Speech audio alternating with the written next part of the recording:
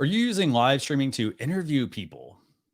Chances are you probably are. So, in this episode, you're going to learn how to tell a good story when live streaming with our guest, James Hicks. So, I'm going to say a quick hello. Hey, everyone. Thanks for tuning in to Launch Your Live. This is both a live stream as well as a podcast episode. For those of you who are watching, this is obviously airing live. If you're listening to the podcast, it may have been a couple of weeks actually. But today we're going to be talking about, how when you are interviewing people, a lot of people they're using live streaming software, for example, such as StreamYard, which powers Launcher Live here. However, how do you conduct a good interview? A lot of times, people look at it and say, well, hey, it's just two talking heads. How do we make it exciting? How do we make it more engaging for our viewers to keep people tuned in? So I'm going to go and bring on Mel. Mel is co-hosting with me on this episode. We're going to be talking with James Hicks. So Mel, it's fantastic having you join us. Thanks a lot.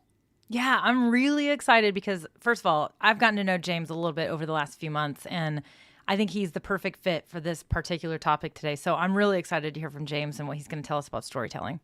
Fantastic. Yeah. So let's go ahead and bring on James. Let's talk with him about obviously using live streaming for interviews and also obviously the importance of storytelling and how a good story can make or break an interview. So let's go ahead and bring on James. James, thanks a lot for joining us for Launcher Live. How you doing? I'm doing good. Look at you guys, huh? I'm on Launcher. Mom, I've made it. No. So, I know we talked about like this episode is going to be all about storytelling. You and I have talked quite a bit. I know we were talking backstage as well. We're talking about like backgrounds and things like that, Yeah. and equipment. But let's start with, just some very simple questions for you. And these are questions we ask every single guest that comes on the show because the goal of the Launch Your Live interview series is to learn more about other people who are live streaming. And in this case, I want to start off obviously like, who is James Hicks? My goodness, who is this guy? How much time we got? No. So I consider myself an engineering technologist. I'm one by education and one by trade. I have been teaching organizations about enterprise technology for probably the last 20 or so, well, more than that, 25 years or so, right? From either HP, Dell, Apple, and a few other companies also based out here in the Silicon Valley. So that's who I am, again, by work, by trade, by education. But really from a passion perspective, I'm a content creator like all of us here. I started Hicks New Media back in 2010 when I left Hewlett Packard the second time. And really my goal has always been to do three things, really, to enlighten, entertain, and educate. So that I bring that into every conversation that I have, every interview that I do, every session that I host, whatever the case may be. And as long as I'm enlightening, providing some entertainment, and also educating folks as well, that's my drive, my focus behind at least the content creation piece. Fantastic. So and again, this is also a question we ask everyone. And the reason we do this is because there's always some sort of thread that runs, with live streamers. And the question is like, when did you first get into live streaming and how has it evolved? And how has it evolved over time? So you will not believe this, but I was looking this up. I started my YouTube channel in 2006. It's been sitting there with just random craziness for a number of years. The blessing of COVID, to be honest with you, is that I was able to stop and process and actually say, where do we want to take this live streaming, this video content creation activity that I'm doing? And so really for the last 12 months or so, have I really focused, really barreled down and said, what do I want to be saying and talking about from a live streaming perspective? I've been blogging forever. So I've had the text piece ever since, again, I started Hicks New Media back in 2010. So I've had a number of digital presences from a blogging perspective, and I've done podcasting as well. But the live streaming piece really has taken about ever since this last 12, 13 months or so. So I'm going to turn it over to Mel. Mel, I know you've got some questions for James. We want to get into the meat of obviously the interview. Yeah, no, I know that, James, you have a few live shows. So I think it's great that I didn't realize really when you started really going live and going live more regularly, but you have more than one show. So tell us about the shows that you have, and just tell us about some of the ways that you're using live video. Right. So I'm probably the most non-traditional live streamer out there because I hear a lot of folks say focus on one particular niche, drive into that, and be very specific. I'm a very eclectic person, so I can't just go out and start talking about consumer technology all the time. I can't just be telling you go buy this new phone or go buy this new monitor or whatever the case may be. Right? Go to Best Buy and get this. There's so much more to what I want to share and what I want to say with my audience. So I have a sports show called Team No Sleep. And what we're talking about is not just the scores of the day. So we're not talking about just the NBA playoffs and who's winning, who's losing. But the tagline of that is actually the social impact of sport. So we get into a lot of awkward conversations about political stuff, race relations, pay for equal pay, things of that nature, right? So we get into those kinds of conversations, not just the sports scores. Then I also have a series called Perspectives in Focus. Perspectives in Focus is really a long form business-centric conversation. So I'll bring entrepreneurs, I'll bring business leaders, and we actually will talk at length about who they are, what they're doing, and primarily why they're doing what it is that they're doing and how they're making an impact on society.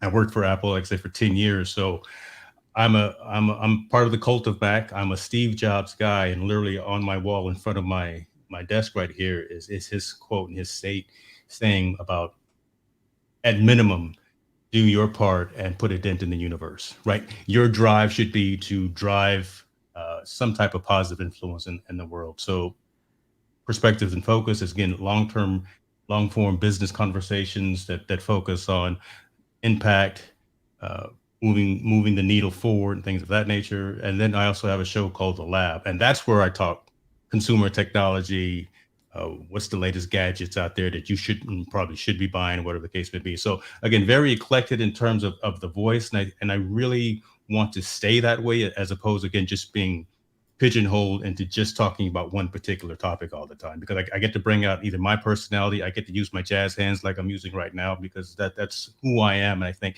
that brings out the individualistic nature of each of the shows that I'm doing. Jazz hands. I love it. I tend to have jazz hands in my live shows a lot too. I loved what you said though about how you're able to use live video to take the conversations to a different level, because some of what you're talking about, especially those delicate topics, it's more about the conversation, less about, that one-way communication. And that is one thing I love about live video, is that you're getting responses from your audience while you're live. But with you, by having other people on the show with you and kind of doing these interviews, you're having a conversation on live video, but then you're also having a conversation with the audience. And I think that's one of the things I love about live streaming, is that especially topics like that, it's just, you're able to take things to a deeper level. So I know that we're going to talk a little bit about storytelling. So Christian, why don't you take it from here? Sure. So storytelling is important for movies, TV, pretty much any kind of media that people are consuming.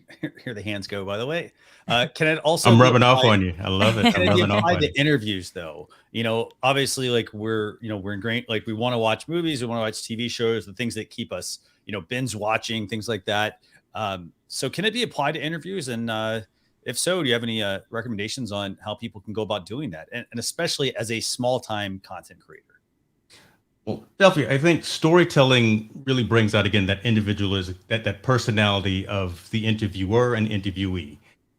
Being able to put yourself into the conversation, being able to relate either as someone who's experienced whatever the conversation, whatever the topic is, or someone who has others within their sphere of influence who have been within that conversation piece as well. So telling the story, talking with people instead of just to people and instead of just at people, that really helps, again, bring about the engagement and the interaction as well.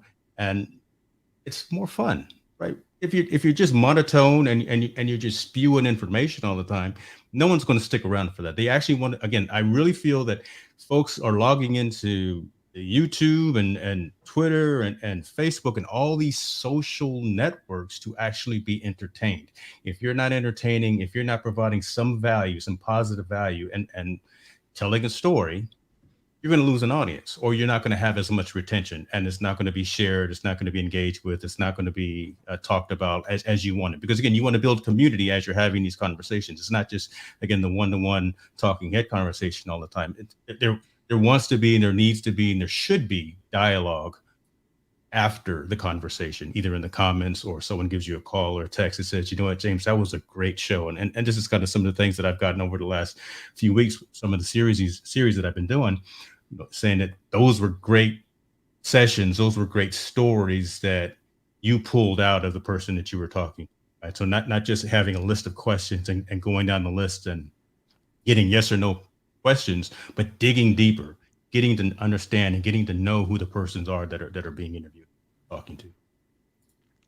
I love that. So tell me, so sometimes, the stories, right? I know there's this saying I used to always say where industries can be boring, but the people are not, right? Or some people will say, well, I'm boring. I'm like, well, if you feel you're boring, I guarantee your stories are not, so I love that you're talking about pulling these stories out, but not everybody is comfortable or doesn't come as natural. So, I mean, do you have any techniques or anything that you use to pull these stories out? Like when you have one of these guests on one of your shows? I really relish in the awkward silence, to be honest with you. So there is nothing wrong with having that moment when you're talking to someone they raise the eyes or they look to the side and they're trying to think of the right answer, right? And I forgot there was an old country song, "Leave a Tender Moment Alone." I can't recall who sang it, but look it up in the old Billboard charts. I don't mind actually having that awkward silence while someone is trying to figure out the best way of communicating or relying or saying what's really on their mind. That's where the gold is, right? Instead of just those quick one-off conversations, those quick one-off statements. My primary activity as well is being prepared. Look, I will do my research about what I'm talking about, who I'm talking about, and kind of be that doubting Thomas person and to come up with alternative conversation pieces, right? Just to stir up the conversation as well. I may know the answer to what I'm trying to say, but I'm always looking for a way of stirring active conversation, not necessarily conflict or debate, but just active conversation and allowing folks to show their personality and what they're looking for. To be honest with you, I also relish in procrastinating and waiting till the last minute, right? I love just the whole aspect of being able to get something that I've got, prepare for something, obviously, and know the content and everything that I'm talking about. But at last 5 or 6 hours before I go live or before I get on stage or before I do whatever, man, just getting it done during that period of time, as opposed to trying to plan it out for sort of a long time. So I love the procrastination piece because I love that anxiety. I love being in the moment, but I also love planning and knowing my content, knowing my material and what I'm going to say. That's probably the best thing that I can say for folks is be prepared, know your content, know your information, but then be prepared to pivot as well to continue to have the discussion flow in a direction that you as the interviewer may want it to go. Yeah, I love that. I think it's great to prepare your guest even with the questions that you're going to ask, but also don't be afraid to go off script, if you will, right? Yes, because yes. again, the story can guide the next question, or the story can guide where the rest of that conversation goes. So, and I at first I wasn't sure what you were going to where you were going to go with that procrastination piece, but I love it. I mean, seriously, I'm the same way. So I like to plan. I like to have a loose plan, but then I like to kind of do that final prep right before. Then it's fresh. It's really fresh, and you just feel, I think, good going into it that you have all that stuff fresh with you. But, obviously we see, a lot of interviews. Interviews are becoming more and more popular with live streams, especially and people like that story. I mean, even storytelling is becoming a more known, strategy, if you will, when it comes to, creating content and standing on stage, even, telling stories to enhance your content. But we're seeing more interviews because the technology is making these live interviews so much easier to do. I mean, you can basically just grab your phone and you can do a live interview. As Christian mentioned, we're using StreamYard, which makes it very easy as well. So with the, more interviews being out there, Is there anything outside of even the storytelling that you recommend that people do to just make their interviews stand out, against, the noisy, busy world of other people doing interviews? Don't be afraid to have conversations that are different. Don't be afraid of having conversations that you want to talk about. A lot of times, folks will try to ride the wave of what's popular and what's always trending on YouTube, what's always trending on Google. But again, each of us has our own personality. Each of us has our own path that we're trying to go. Again, from a content creation perspective, you want to get into this because you feel you have a story to tell, or you want to utilize something like a StreamYard as a platform to push that message out. Don't be afraid, and don't get caught up into watching other folks and limiting yourself, right? If you've got something that you want to talk about, if you've got a particular hobby or passion or skill that you're engaged in and you like, there is an audience for that. So get out of your own way is one way of, I think, of saying that. That's really the best thing that I can say, because again, a lot of times folks will go online and say they want to fire up a YouTube channel or they want to start creating content, but then they'll look at the folks who have already the 10 million followers and they say, I've got to do it that way. No, you've got to start somewhere. You've got to start within your own self, and you got to be comfortable with just turning on the lights, pressing record, and talking into the microphone. You've got to get yourself situated first, right? You got to do you before you can do the next person. So that's really where I think folks need to come to a reckoning with and say, I'm going to do what I want to do, and I'm going to talk about what I want to talk about. There is an audience, and if not, that audience will grow as you continue to share your information and share your message out there. So there are other folks like you, and there are other folks that like and will appreciate your dialogue, your sessions, your streams, and your content. It will build over time. This is definitely a marathon. It's not a sprint. It's going to take a while. You're going to continue to refine your craft, but you definitely need to continue to work on that craft. Don't think that it's going to come overnight where you have, I don't know, monetization on YouTube to where you've got over 1,000 followers, 4,000 watch hours and all that. No, if you got it too soon, I don't think you really appreciate the process, to be honest with you. So that's my thoughts on that. Yeah, I Did like I that. answer your question? I see. Yeah. I'm drinking some new coffee here. I don't know sometimes what in the world I could No, go on it's for days good. about things. So. No, I definitely think that, I think basically what you're saying is don't be afraid to add your own personality to your live shows. I mean, that's why people are going to want to watch you and your stuff and even your interviews and whatnot. So no, I loved it. And I think that people do get a little bit hung up on that. But before I hand it over to Christian, because I know he's got a couple more questions, I guess I'm curious, when it comes to the storytelling aspect, or even the stories that the people you've had on your shows have shared, is there anything that really stands out, whether it was a really great story, or it was like, you mentioned you love the awkward silence. I personally hate the awkward silence, but I'm just saying, is there anything that really stands out to you as like something that was really memorable, either for a good reason or maybe for a reason that was not so great that maybe turned into a lesson? Is there anything that stands out to you? And I know I'm throwing that one at you on the spot, but just I was kind of curious as you were talking. I will say, be cautious and be careful of how personal you want to get with someone you don't know close when you're streaming live all across the internet. No boundaries is definitely kind of, again, say the moral of that story, and that will preserve your relationships, that will preserve face, and that will save other folks from going into an emotional headspin. So no boundaries about personal types of content and personal types of information, especially when you're talking to a wide range of an audience and you've got engagement going. So that has happened to me one time where I went to the left, and that person, I won't give their name, but they didn't want to go that way. So know where you're going, kind of stay in that lane, and you can deviate a little bit, but try to understand how far you can go, especially when it's off topic of what you already got planned for the interviewee, because that person is more than likely already prepared for the content, already knows what they want to say, and is kind of in a frame of mind. If you throw too much of a pivot at your interviewee, it could go sideways. It could be great TV. And it could be great content, but again, that could just ruin the entire relationship following the session. So Good question. Yeah. So I want to kind of go back to your other question we talked about just a second ago, and it was,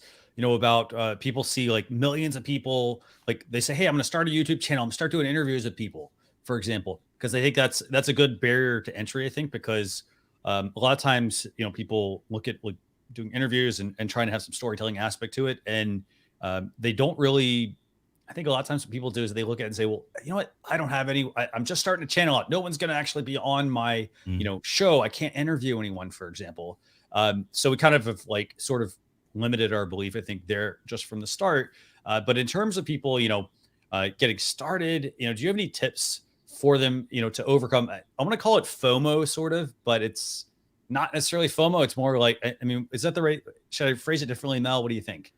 No, I think more like not necessarily FOMO, but more just like fear. I think just they're maybe avoiding yeah. something or or whatnot, but maybe a little FOMO. But yeah, no, I think I know what you're going with here. So basically, if you have any tips for people to help them overcome that fear of, you know what, I'm not on the same level as all these other people in the industry. How do they get around that? And then the other part, the two-parter here, how can somebody stay motivated? Because as you mentioned, Mm, you go into like, I mean, the storytelling, obviously that's important, but people go into it and, they then have in the back of their mind, well, hey, I'm not anywhere near this particular mm. person in terms of like their size of their audience, their channel size, even just anywhere where they're at. And so how does somebody stay motivated in that sense? Also, because, it can be, from a small to medium business, it can be a lonely journey, I think. Do you Yeah. have any tips for them? I do, and I'm probably gonna put this on a T-shirt. This statement too. Get out of your own way. I've already said it, right? Get out of your own way, because that's those that limiting speech, that limiting statement of, again, I'm trying to be like someone else. That fear of missing out, and then there's another acronym, GAS, and that's gear Yeah. acquisition Yeah. syndrome, Mhm. right? Yeah, good Lord, you can't have the Roadcaster Pro day one. You can't have the Shure SM7B day one. You can't have the Stream Deck X. I mean, really, just start with that $1,000 phone that you're walking around in your pocket. Turn it on. Take a personal video, maybe just to get comfortable of framing yourself, of lighting, of just talking to a lens. Take a personal video of yourself using your phone. You don't even have to publish it anywhere. Play it back so you can see how your mannerisms are, how your face gestures are, and things of that are on a particular on the screen. And maybe step it up after you do that. After you get a little more comfortable with that, write out some show notes. Write out a run of show of how your live session could go. Right, the opening, the bumper, the calls to action, the one or two or three interview questions. Plan out exactly what you would do when you do start going live. So have some of that context in place. And then I'd say if you fire up a YouTube channel, or look, the whole world is on Facebook. You can run a video on Facebook to just your family members. You can start a group, or you can send someone a private, I think, a video room in Facebook, and actually just talk to someone directly.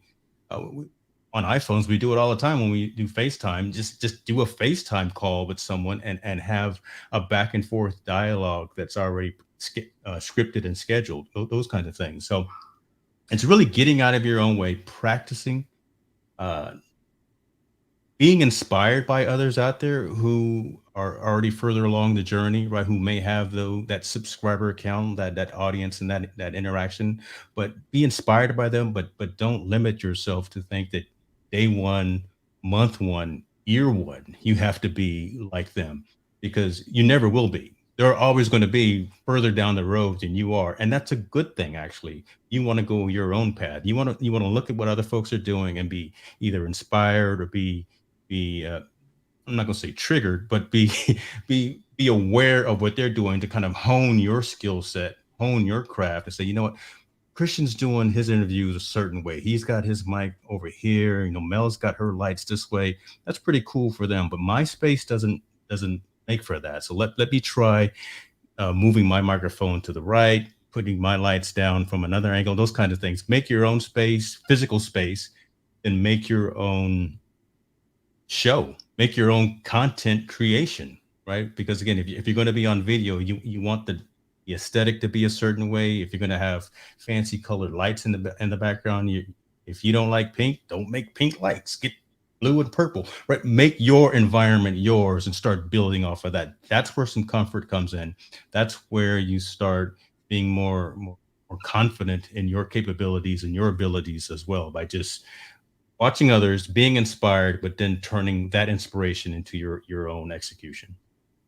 Fantastic. Yeah, I gotta say, I mean, it's a great point, because a lot of people, they get started, and they, in terms of the storytelling aspect, they try to be exactly what someone else has already been doing. And the thing is, as you mentioned, you've got to be yourself. You got to get out of your own way, first of all. So don't talk yourself out of it. You can do this, but, and I think part of that, stems from I think that helps you build confidence, I think, as well, in your abilities. If, you're actually trying to, challenge yourself. A lot of people, they get into, try to do streaming, for example, and they don't have the audience, for example, or they don't think they're funny. But you know what? If people are telling you you're funny, like, not funny looking, obviously, but if they're telling you you're funny, then, run with that. There's something there that you can tap into. It's not like people are just saying it like, oh, hey, I heard 2 people or 3 people tell me that. Like, there is something there when you're having at least 2 people telling you, hey, you know what, you're pretty funny. You should consider, doing this. And then it's up to you, I think, to challenge yourself, to be different, to use, use people as a, because for example, as you mentioned, I mean, you got to get out of your own way. And then you don't want someone else to be your North Star. Yes. You want to be your own North Star, like where you want to go and how are you going to get there, and, everybody has a different story to tell as well. I think that's like crucial here. Everybody's got a different story, a different journey. We always talk about this, how people are on different paths of their live streaming journey.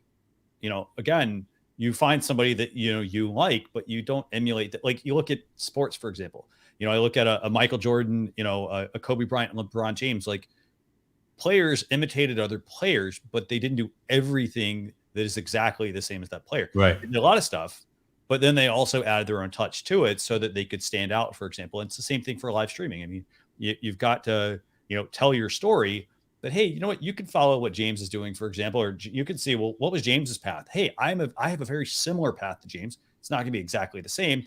How can I, then, find my true self, and use that in my storytelling aspect. So I think that's excellent advice there. So I just have one last question for you, by the way. This is a softball question. Let me get ready. Let me sit up straight. Let me get ready. Okay.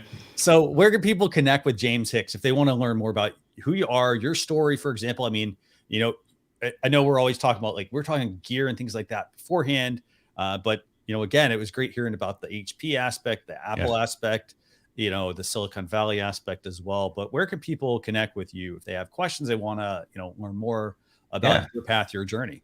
I tell you what, let me, there was one statement that I wanted to make about live streaming before I go into that, because new content creators, I don't think appreciate or recognize the value of the replay squad. Right. Yeah, you're shooting live, and it's convenient for you to go live Monday at 7 p.m. Pacific Standard Time.